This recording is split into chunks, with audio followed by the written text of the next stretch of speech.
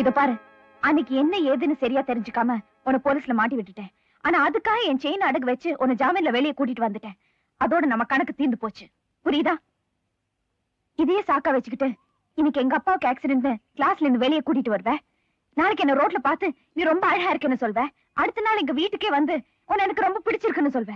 இதெல்லாம் எனக்கு பிடிக்காது. ஓகே?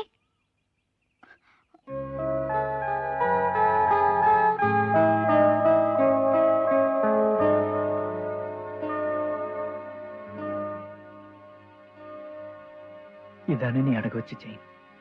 இதை கொடுத்துட்டு போலான்னு தான் வந்தேன். ஆனா நீ சொன்னதுக்கு அப்புறம் தான் எனக்கே புரிஞ்சுது. என்ன? நீ ரொம்ப அழகா இருக்கண்ணே. உன்னை எனக்கு ரொம்ப பிடிச்சிருக்கண்ணே. I like you.